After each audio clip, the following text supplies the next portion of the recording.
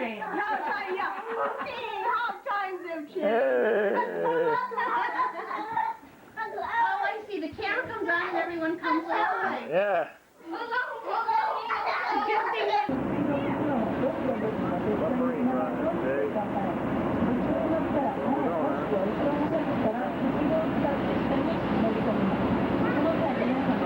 He's showing you that there's the vote.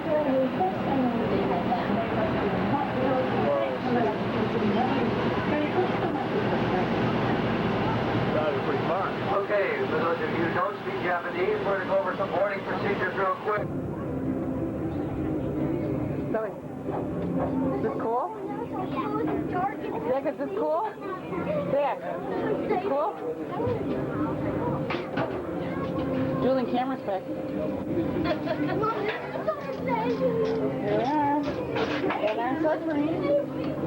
Okay, also above the view of seashells or mollusks and some of our fish all begin life as plankton. See the reef coming into view below us now? It's a living coral reef made up of stony corals. These corals, we have about 40 species of coral on the reef. The predominant coral in this area of the reef is finger coral. It's the brown finger-shaped pieces of coral with the white tips. That's finger coral. The second most common coral is lobe coral or mountainous star coral. It looks like the piles of lumpy mashed potatoes out there, anywhere from a mustard yellow to a light brown in color. Got some of our fish coming into view already. There's blackfish on my port side with a white band in its tail. His tail looks a light green to us down here. It's actually a bright pink. That's a pink-tailed durgeon, also called the Humu Humu Leocoli.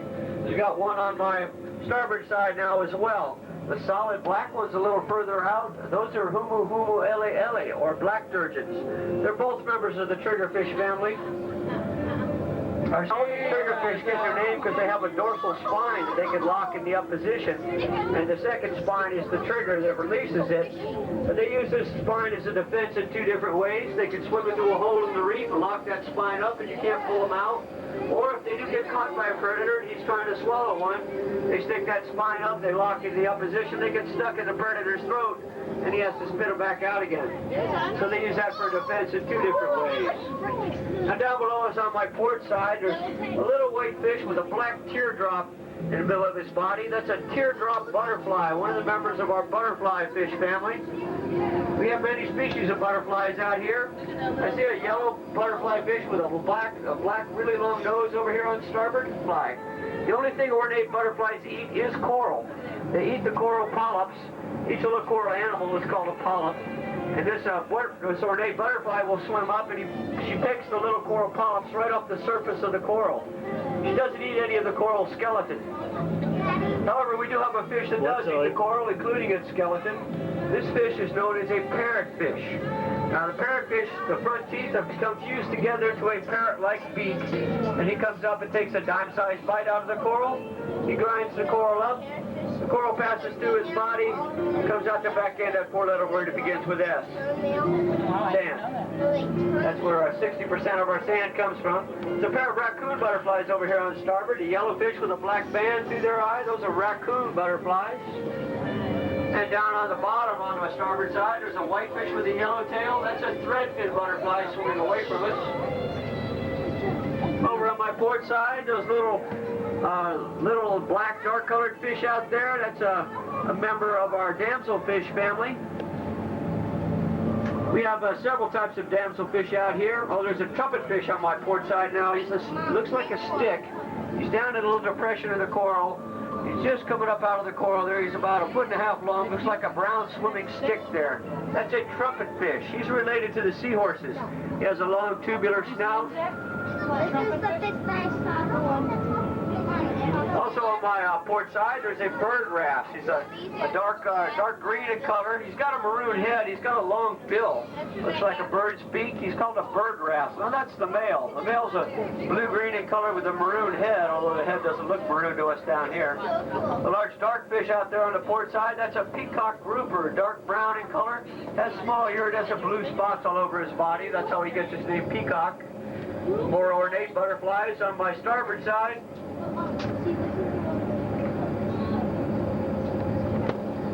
Now I was talking about that eat coral. The big males can get up to 15 pounds in size, and one of those big males can produce up to 6 pounds of sand a day by eating the coral.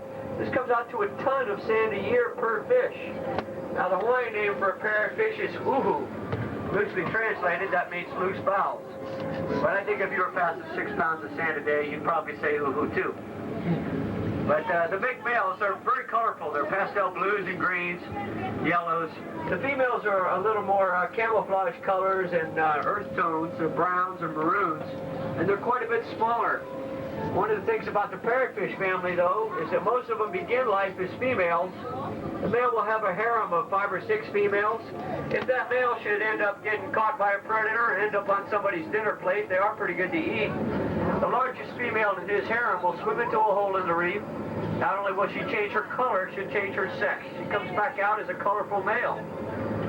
They can do this only one time. They can go from a female to a male, but they can't change back again. They're called hermaphrodites. If you can't remember hermaphrodites, you could try transfishites. Down below us, you'll see some small white patches in the coral where the coral's been bleached out. This was done by a starfish known as a crown of thorns. A very large starfish. It gets up to 18 inches diameter. It has 21 arms. It's a dark olive green and is covered with reddish-orange spines. Now these spines are needle-sharp and very poisonous. If you ever see one of these starfish, don't touch it. One of those spines pierces your skin. It will hurt for about 2 weeks. It's a very long-lasting poison. Now these crown-of-thorn starfish will crawl up on a piece of coral. They distend their stomach out. They digest the coral animal right out of the coral and leave a bleached-out white skeleton behind. Now they only have one natural enemy. It's a shell called a Triton's trumpet. It's a very large, beautiful shell. It's up to 1 foot long. Now, this shell will go for up to $100 in the shell shops. And as a result of this, we have a lot of divers that have been taking these Triton's trumpet shells, and we no longer have much of a natural enemy for the starfish. Most of the shells are gone. As a result of this, the starfish are starting to multiply. We used to see an average of 1 starfish per dive. Now we see 5 or 6 per dive. In Australia, they had the same problem with these starfish, and they decided to solve it by sending divers out to control the starfish populations. So the divers went out and they cut the starfish in half. Well, this doesn't work. If you cut a starfish in half, it regenerates. You end up with 2 starfish. So then they sent the divers back out. This time they gave them bags of formaldehyde attached to a syringe, and the divers went out and injected the starfish with formaldehyde. This did work to kill the starfish and control the starfish populations. And unless we start protecting our seashells, especially the Triton's trumpet, we're going to have to do the same thing here, because these starfish are multiplying and they're starting to eat more and more of our coral reef out here.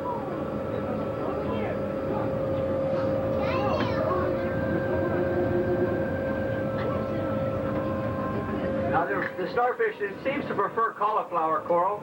I do see I had a cauliflower coral out here on my starboard side. Right on the other side of that sand patch, you see it's all bleached out white over there. That's one of the coral heads that the starfish has eaten. Keep eyes open, see if I can point out some of those starfish for you on both sides. You might have noticed a large olive green, olive yellow fish, or olive colored fish rather, with yellow fins on his side. Those are his pectoral fins, and those are known as a yellow fin surgeonfish. We've had several of them swimming close to the side of the sub. Surgeonfish get their name because in the narrow part of their tail, there's a little retractable blade. This blade works like a switchblade. It folds into the tail, but the surgeonfish can flick it out, and it is as sharp as a surgeon's scalpel. They use this as a defense if they're being chased by a predator. They can slap them in the face with their tail and flick that little blade out, and that discourages the predator from chasing them any further. There's a black long-nosed butterfly over on my starboard side. That's a rare color version of the yellow long-nosed butterfly. You see him over there? He's swimming with a yellow one, but he's solid black in color. Now the long nose of the yellowfin surgeon swimming close to the sub, and out a little further in the distance you'll see yellow fish with blue stripes out there. There's a school of them out there. Those are teape, or blue striped snapper. Now, blue-striped snapper are not native to Hawaii. They were brought in from French Polynesia. They're on vacation from there. They brought them in the early 1950s to supplement our fish here in Hawaii, and they've multiplied rapidly. Now those blue-striped snapper are found throughout the Hawaiian Islands. Now, they are good to eat, and you will find some of those blue-striped snapper in the marketplace, in the seafood section. However, all the smart ones are still out here in school. Some humor, folks, some humor.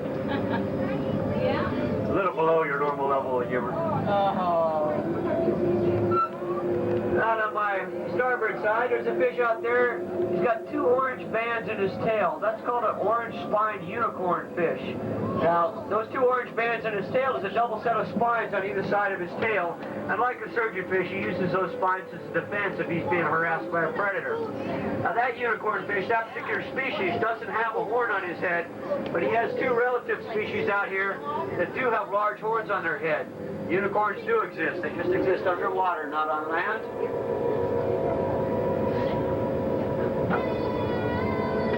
Both sides of the south, you'll see those little brown fish with a white or clear tails. Those are chocolate-tipped damselfish, one of the smaller members of our damselfish family. Out on ports, one of those orange-spined unicorn fish now, swimming away to the south. You can clearly see that double set of orange spines in his tail. Our pilot is maneuvering now to set down in what we call our LZ, or our landing zone. It is an 80-foot-long patch of sand. When we come down, these predators that have been swimming underneath us are going to have to come out. I've got one up here on my port bow. This is a bluefin trevally, or umilu in Hawaiian. Now, we are painted blue on the bottom. They use us kind of as a Trojan horse, similar to that. They swim close to our hull, use our blue color to camouflage themselves till we get close to a school of small fish, and they'll come darting out from underneath us to try to catch one. They are lightning-fast predators, and they travel in small packs out here. Once we set down, they're going to have to come out from underneath us, and then they usually make a lap around the submarine. Now, they can see in just as well as we can see out. So they'll cruise around the sub to check out, see what everybody's wearing until we take off again, and then they'll come back underneath us. So keep your eyes open for them as we're setting down in our LZ now, our landing zone now. Over my port side, there's a little orange fish with white bands on his body. This is a baby yellow-tailed wrasse. His tail's actually already turned yellow. Now, when this fish gets older, my co-pilot tells me there's a full-grown one back half. When they get older, they end up with a blue body, a maroon head, and a bright yellow tail. They have a complete color change. Scientists used to classify them as 2 separate species until they kept on long enough for him to grow up. And then they realized it's the same fish, just difference between a juvenile and adult. Got those bluefin trevallies cruising around us now. Get your cameras ready for those as they cruise by. Looks like it's terrible. We're using our positive buoyancy to slowly rise up out of our LZ now. The current was getting us a little close on our port side, so we're coming up. Here comes the bluefin trevallies down the starboard side. I'm going to give you one last look before they go underneath.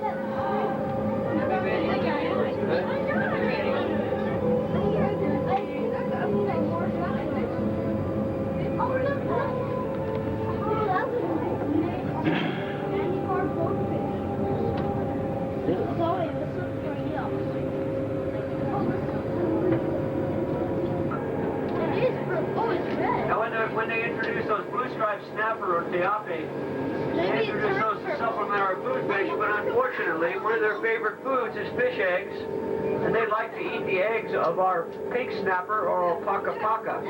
As a result of this, the pink snapper is becoming rarer and rarer, and the blue-striped snappers are multiplying rapidly, and they're displacing our endemic fish. Over on my starboard side, there's a little round fish with spots swimming away from us. That is a puffer. Now, that puffer can blow himself up about 3 times his normal size with seawater if he's being threatened by a predator. He can blow himself up like a balloon. He makes too large of a mouthful if he does that, and that's his defense.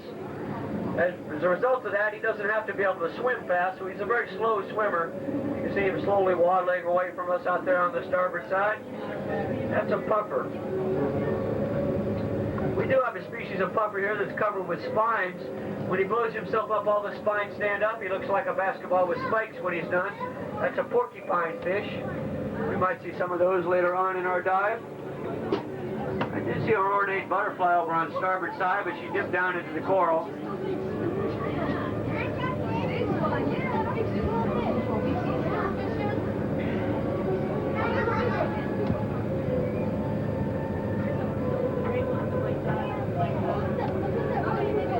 Got some female parrotfish over here on my port side. They're kind of a round-headed, blunt-headed fish there. That's a female parrot. They're maroons and browns. They're not near as colored side. Got that bright green tail. That tail's actually bright pink. The way I learned about how much color changes underwater, when I was a boy learning how to scuba dive, I was in 60 feet of water, and I cut my hand on a piece of coral. I started bleeding green blood. Thought my parents lied to me and I was a Martian. Came back up to 10 feet, my blood turned red again, and that was my first-hand experience at how much color changes underwater due to the wavelengths of light. The red light is the shortest wavelength. It gets filtered out by the water first. Once you're deeper than about 25 or 30 feet, you'll no longer see any reds without some form of artificial light. School of those blue-striped snapper roteapi over here on my starboard side. Close to the submarine, there's a little black and yellow fish. He's a cleaner wrasse, a real slender little fish. He's about 10 feet out there. Black, yellow, and purple, little slender wrasse. This cleaner wrasse, one of these cleaning stations, kind of like the doctor's waiting room, and the fish will line up in order to get their turns at getting the parasites and removed from their body. So it's a symbiotic relationship between this little cleaner wrasse and the other fish. He gets a free meal, they get rid of their parasites. Another piece of that cauliflower coral all bleached out over here on my port side. See how that starfish just bleaches that coral out and leaves that bleached skeleton behind.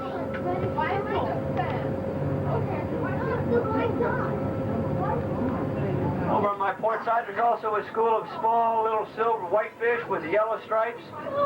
Those are feke, or goatfish out there. They are the favorite targets of those bluefin trevallies, so keep your eyes on them. Those bluefin trevallies may come darting out from underneath us and try to catch one, and they are lightning fast when they try to do that.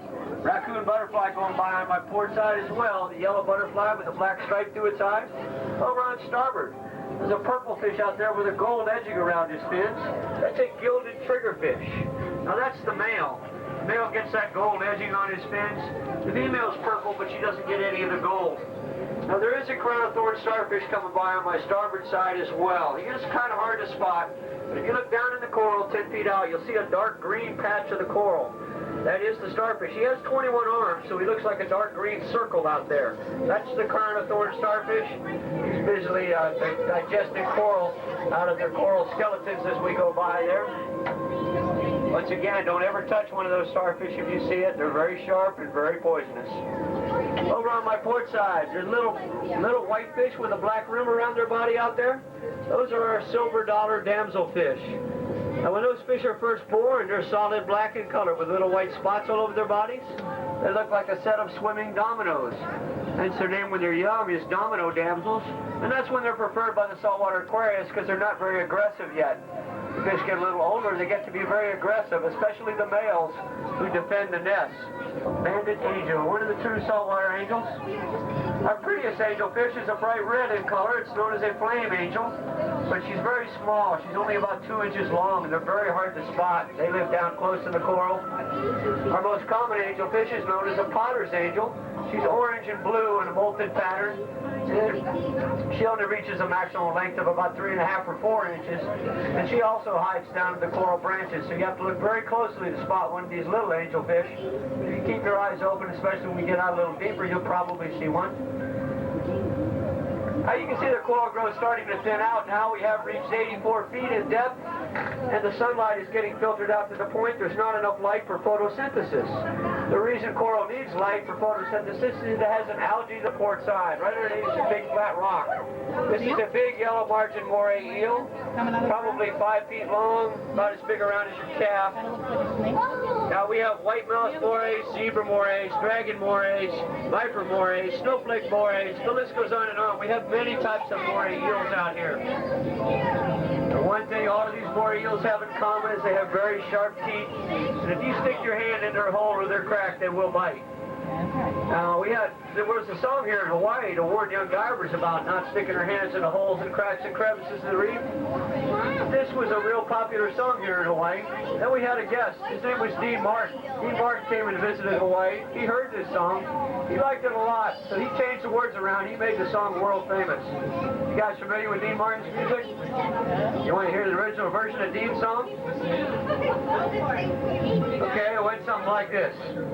Stick your hand in a crack, if you don't get it back, that's amore. Okay, I won't sing anymore. But it's true, you gotta watch where you put your hands. Usually it's divers trying to catch lobster. They put their hand in a hole, there'll be a moray eel behind the lobster. You know, the moray eel's teeth all angle backwards. So once they grab a hold of you, they'll hold on. If you pull back, the best thing to do is hold still, and they'll let go when they realize your hand isn't an octopus. Still a good view of that moray eel out here on port side. Those of you on starboard might look over your neighbor's shoulder, and you'll see him out there. He's about midships on the port side now. Under that rock. Sticking way out of that rock over there. You see him open and closing his mouth. He's not really threatening us. He's just pumping water over his gills. That's how they have to breathe. Does look fairly threatening. Moray eels have 3 rows of teeth in their upper jaw. They have a row down each side of their jaw, and they have another row of teeth right down the center of their jaw. All of these teeth are angled backwards for holding on to fish, which is their normal food. Although one of their favorite foods is octopus. And your hand kind of looks like an octopus, and your fingers look like an octopus's tentacles, and the eels are very nearsighted, so it's easy for them to mistake your hand for an octopus. Another type of coral out here is known as wire coral. You see there's like green strands of wire sticking up off the rocks out there on my starboard side. That's a soft coral known as wire coral. Now, wire coral doesn't have any algae that grows in the coral tissues, so it can grow very deep. It can grow on down to a depth of about 800 feet. It feeds on plankton. It's a filter feeder. There are raccoon butterflies out here on my port side.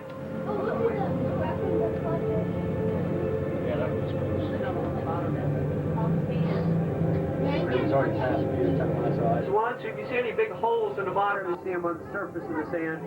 They do come out at night to forage on the bottom. They stay buried in the daytime. 113 feet deep. Yeah, we're heading deep. We've reached 114 feet now. Now, as you can see, the sand continues to gently slope on down. It keeps on going down to about 19,000 feet before the bottom actually levels out. We are diving on the slopes of Hualalai, which is still classified as an active volcano. But this slope continues on down to about 19,000 feet before it levels out. I see some small razor wrasses just out there, just above the sand on the starboard side. We scare one, it'll be a little puff of sand as he dives down into the sand. The patches of reddish-brown on the bottom are patches of algae. A lot of these animals that stay buried in the sand will come up and feed on algae at night. Another razor wrasse going by on starboard. Ooh, here's a close view of some razor wrasses on my port side. Keep your eyes on those guys. We're close enough they might get scared and dive into the bottom. Be a little puff of sand when they disappear. In just a moment now, I'm going to turn you over to our pilot and our surface officer, and you can listen as we begin some of our surfacing procedures.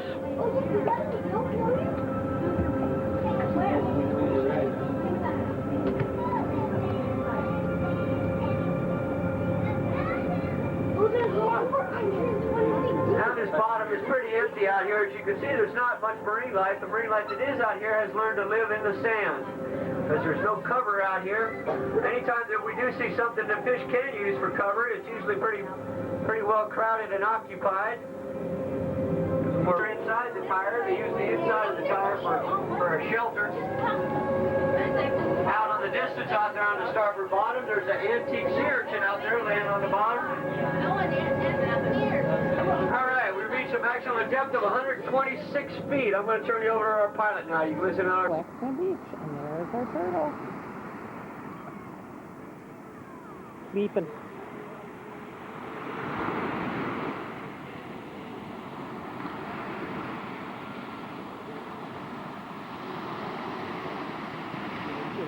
What do you think? I think so. Pretty cool beach, huh?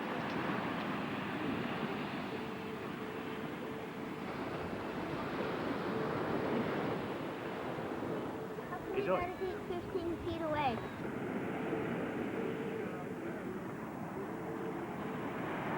Back to Blackstone Beach.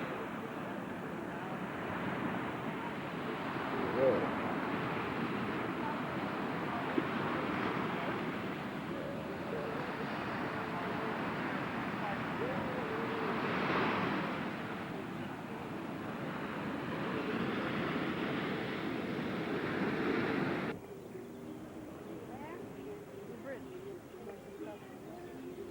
No, you go on the bridge. You go on the bridge.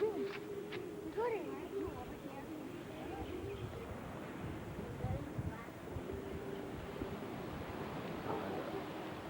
Coconuts up there. Whoa. There we go.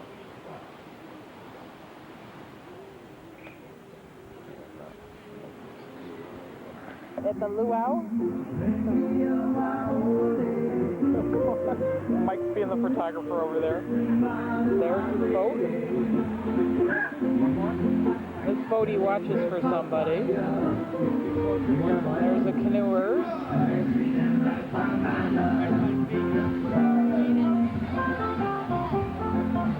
Here we are at our luau. Whoa! 3 drinks. There he is. John's really going for it. We're all dressed the same except for Mike. We're trying to be the...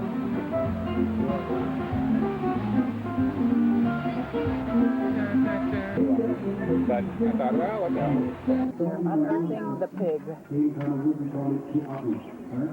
One of the animals buried together from the Pohongo rocks. These Pohongo rocks are found in the rivers and streams and rivers. These rocks are liberated at the highest heat in the evening. We're going to heat up these rocks. We're going to take some of them, we're going to stick it inside of the pour out. I can't see, but... Now we got a whole bunch of TVs. Now if you don't know what TVs look like, my name is made out of TVs, all right? We got it from my Tongan mother over there. Can you see, Zoe? And these TVs, Just a you little got a whole bit. TV. You can sneak in. You put a layer of that Here. on top of the Scoot in there. rocks. Excuse And then me, you just put the pour a little out bit. I on won't top even of block the your way. TVs. Now on top of the pour out, you put another bit of tea leaves and banana leaves.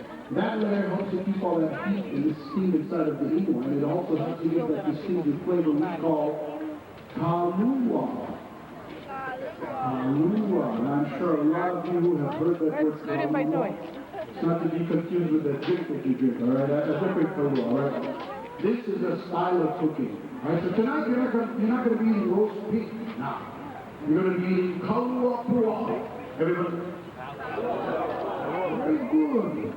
On top of that, we have a layer of it, you see right there, some authentic Royal Caribbean Resort tablecloths.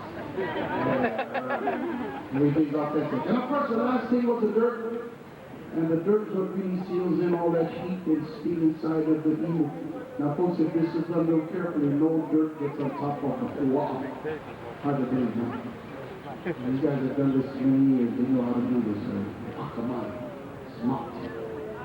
Folks, you're not going to recognize this pua when you see it, okay? So don't be looking for the apple in the mouth, okay? All right? Remember, we had to split it open to put the hot rocks on the inside. So it's not going to look like much, but how does it smell? Can you smell that? Wait, it smells good. It is good. Okay, there's a bit of cheese. And of course, we have to put it in a wire cage so that it won't run away. The kids really believe that. No, it's not going to run away. But there it is. There's your pua, right? Oh, yeah. It's on the cake. Now, before they lift it up, they have to push aside here the kalua turkey. That's what they're picking up, folks. Kalua turkey wrapped up in authentic Kaiser pork. That took a little bit of force. Now, folks, I want to remind you, underneath all this, okay, Hollywood is still burning, which means those rocks in the inside are very, very hot. Still hot. See how you have to just lift it up with your hands. Ooh. Just hold my arm. There we go. There we go. There we go. That works. It's like a tripod. Look at it. Ooh. Oh. look at that. Watch this, folks. Watch how the meat falls off the bone when you turn it over. Watch, look at this. My goodness.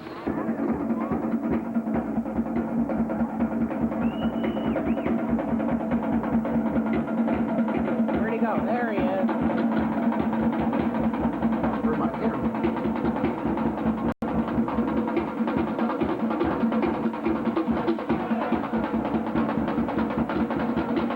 Now, ladies and gentlemen, a big hand for Tunde.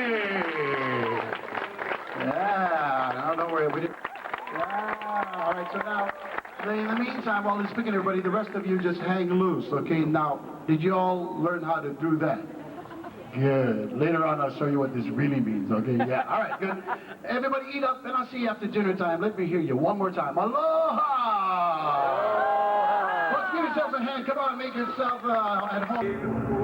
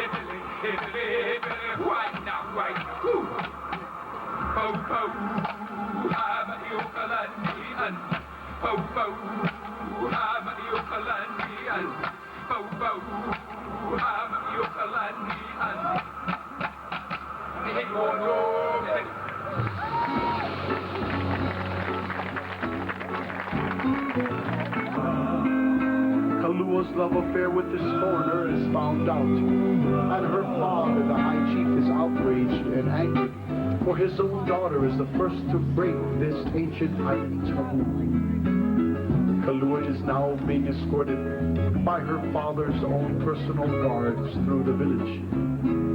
Her heart is aching as she sends her last farewell to her proud people, who love and cherish their young princess, who will someday become the most beautiful Polynesian queen to ever rule their islands. Kalua now dances her last hula for her lover, but not knowing that he already sailed away. Ladies and gentlemen, the legend of Kalua.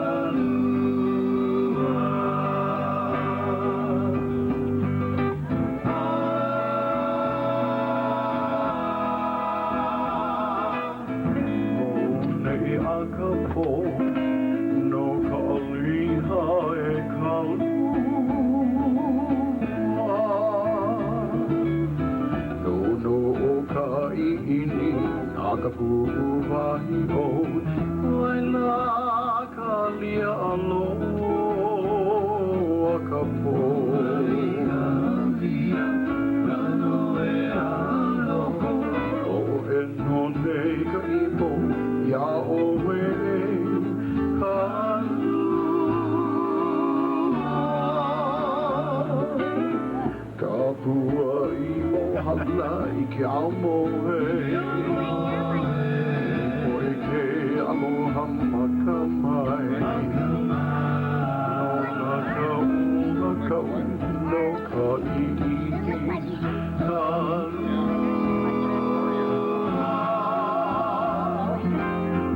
This is my night of love. This is the hour of God.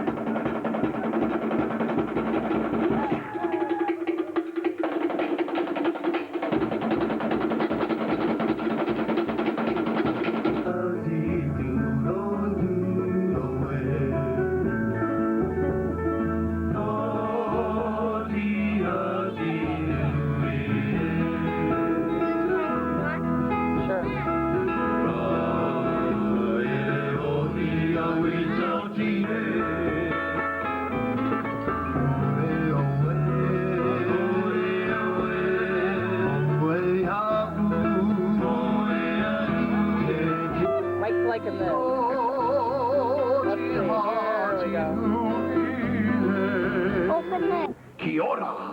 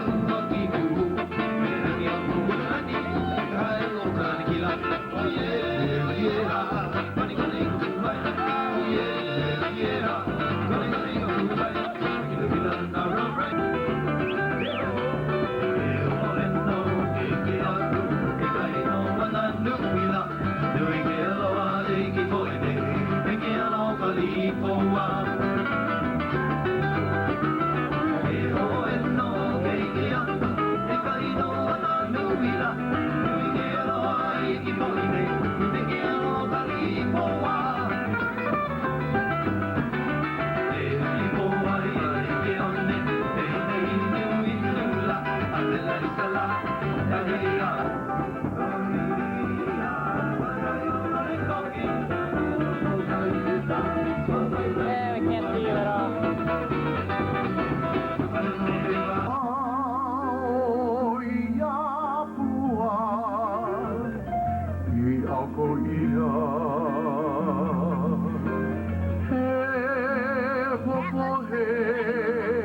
This is the wedding song.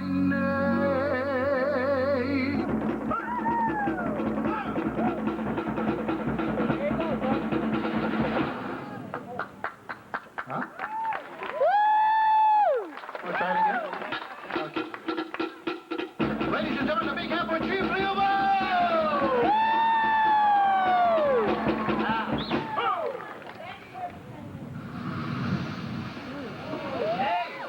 Wow, oh no.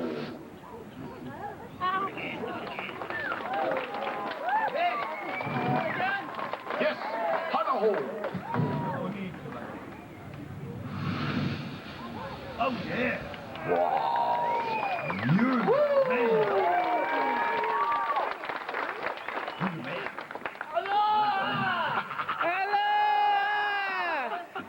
Too much fuel there, Chief. Everybody say Samoa! Samoa! Louder, Samoa! Sawi!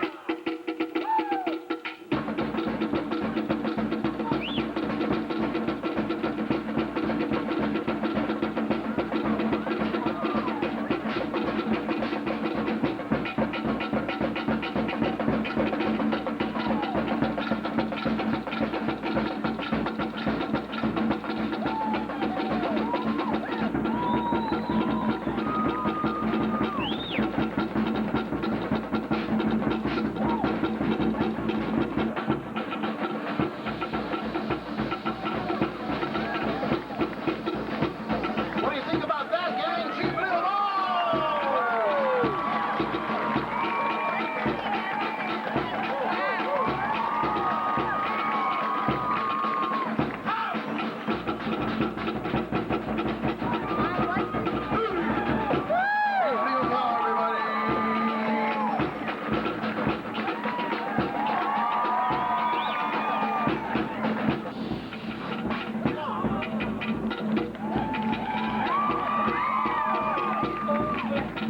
Bruce Lee there.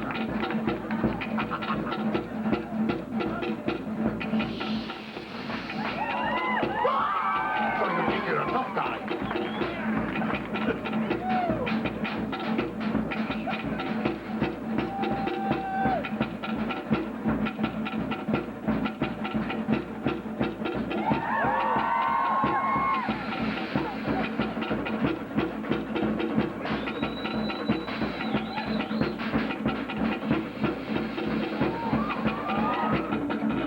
Look who we have here.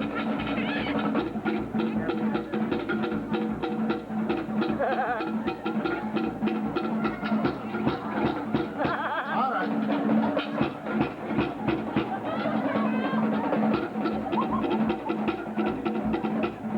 Oh, I love it.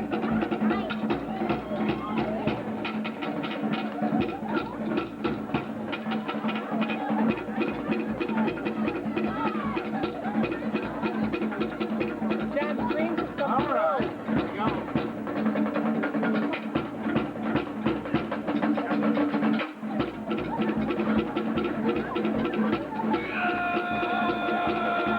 Here we go.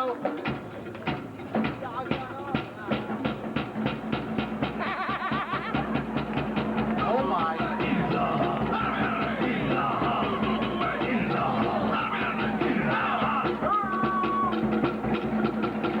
Out with a hand for our dancers, everybody. Hold on. That was just a warm-up. Fellas. Go ahead, fellas. Show us how to do this.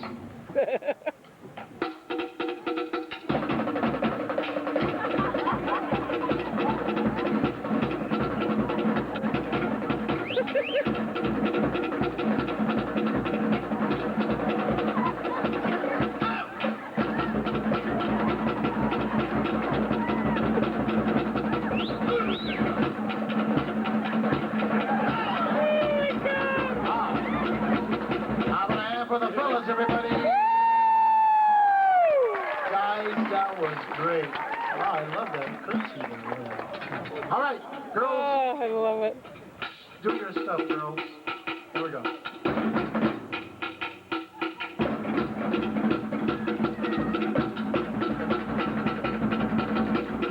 Oh, yeah.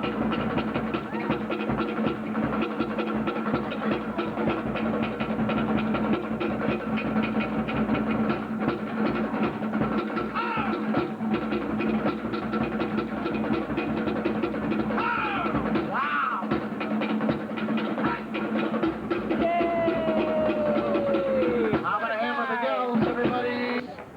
Keep smiling. That's good. And don't hurt yourself.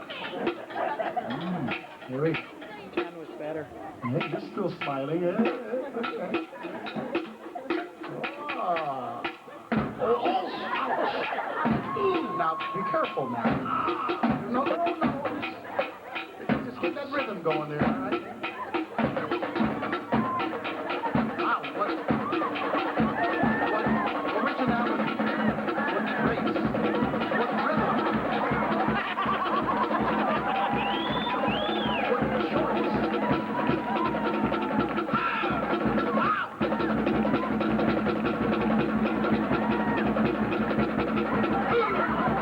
Merry Christmas.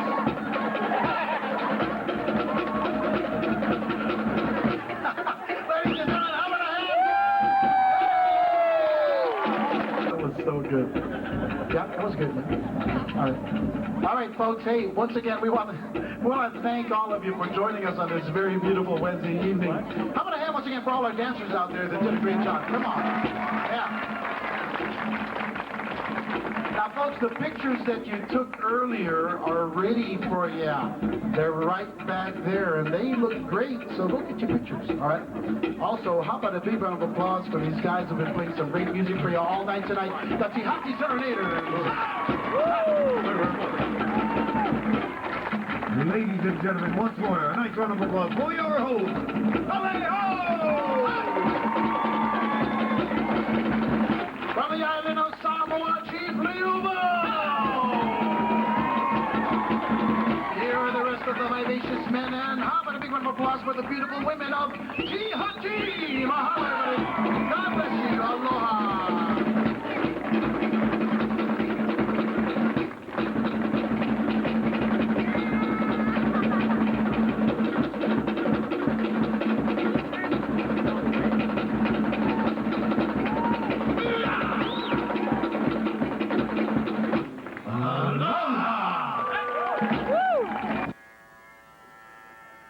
There we go.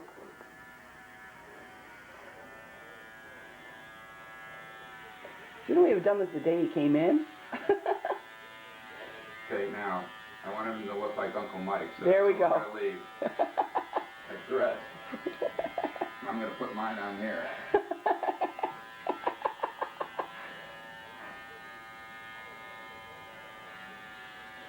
Oh, this brings back memories.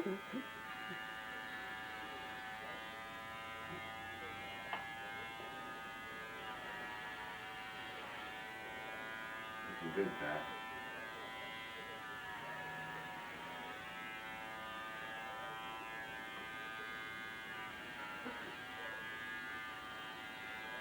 Yeah, he has to have a nice head. Really nice head.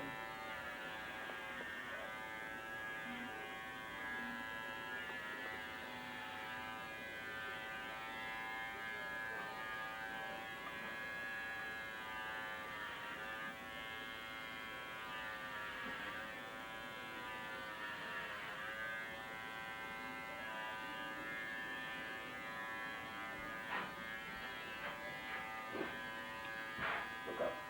Just kind of like, come on, buddy. Bring it on home. Come on, Zach. He's washing his head. He's washing his head.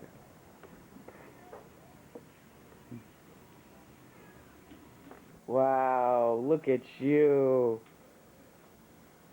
Let me see the head. What a guy.